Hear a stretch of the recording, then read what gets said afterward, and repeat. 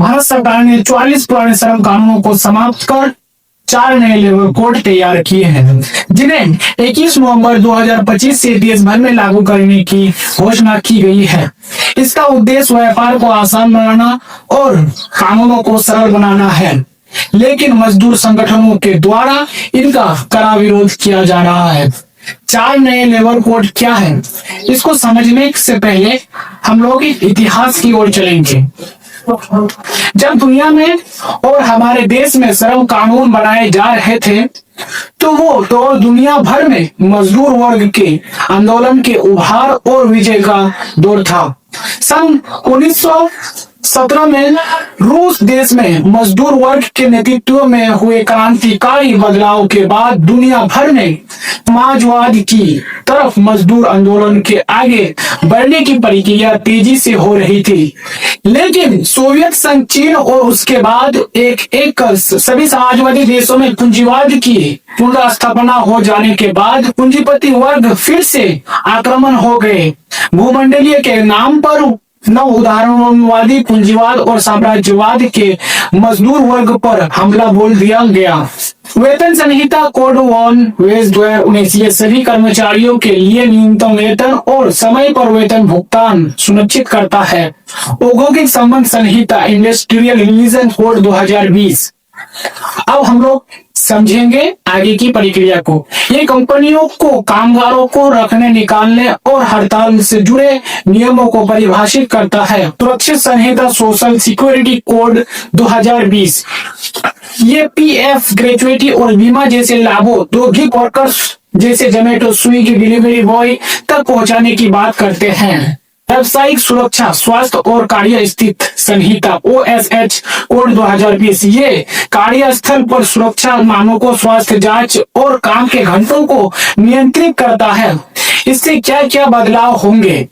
Salary structure नए नियमों के अनुसार बेसिक सैलरी कुल वेतन के 50% होगी या होनी चाहिए।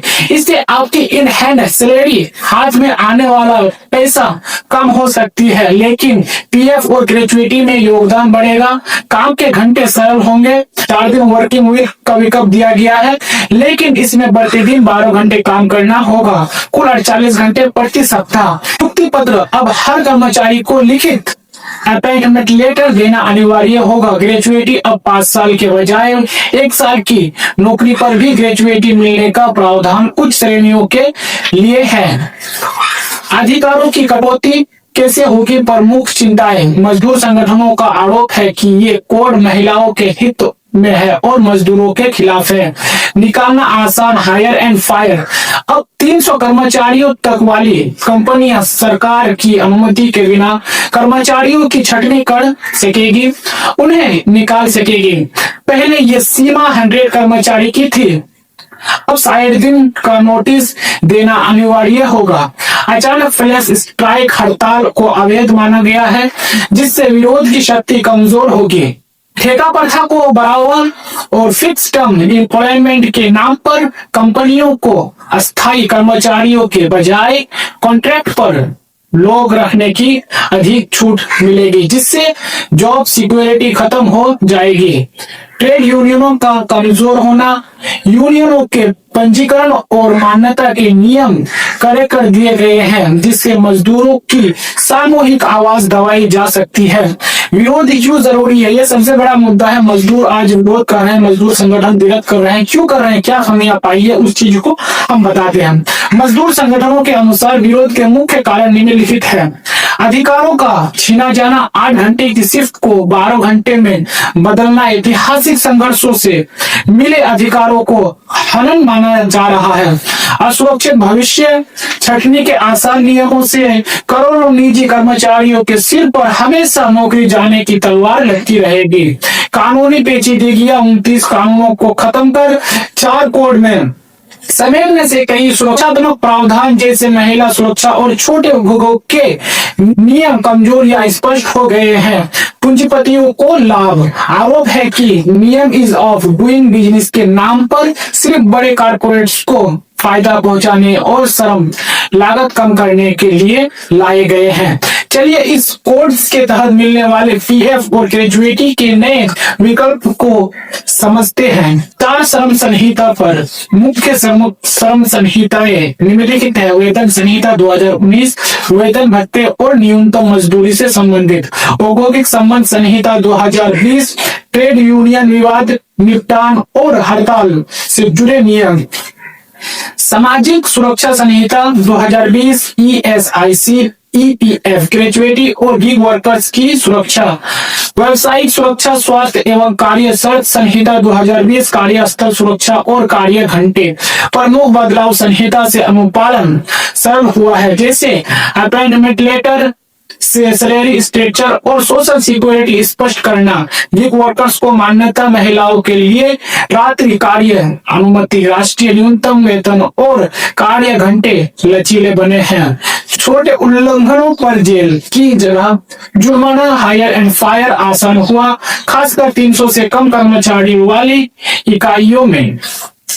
अधिकारों पर प्रभाव सरकार के अनुसार ये श्रमिकों को सशक्त बनाती है, लेकिन आलोचना हायर एंड फायर नीति से नौकरी सुरक्षित कम माने जाते हैं।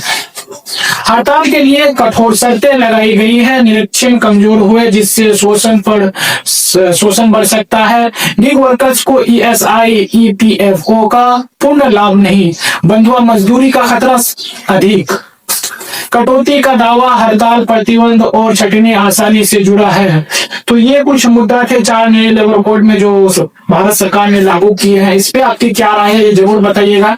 तो मजदूर संगठनों का सबसे बड़ा जो वार माना जाता है मजदूरों के ऊपर वो है कि 100 कर्मचारी के जगह अब 300 कर्मचारी जो कर दिए हैं, यानी कि किसी कंपनी में अगर 100 कर्मचारी काम करते हैं तो उससे सरकार आसानी से निकाल सकते हैं, जो कि 29 पुराने श्रम कानून में ये नियम नहीं था। अगर 100 कर्मचारी काम करते हैं तो उसे सरकार से अनुमति लेना पड़ता था, इजाजत लेना पड़ता था। अब उसी को बढ़ाकर 300 कर दिए हैं। और जो प्रदर्शन की थी, स्ट्राइक मजदूर जो जाते थे वो कभी भी निकाल सकते थे, लेकिन अब कर दिया गया है कि आपको 60 दिन पहले सरकार से नोटिस लेना होगा और सरकार के इजाजत के बिना अब नहीं निकाल सकते। इससे यूनियनों का कमजोर होना, यानी कि जो इस प्रोटेस्ट में आगे रहेंगे उसे काम से मालिक हटा देंगे और इसे कमजोर करने की पूरी प्रक्रिया की गई है। ये एक हथियार है सरकार की मजदूरों का शोषण करने के लिए। इसमें आपको क्या समझ में आया आप जरूर कमेंट करके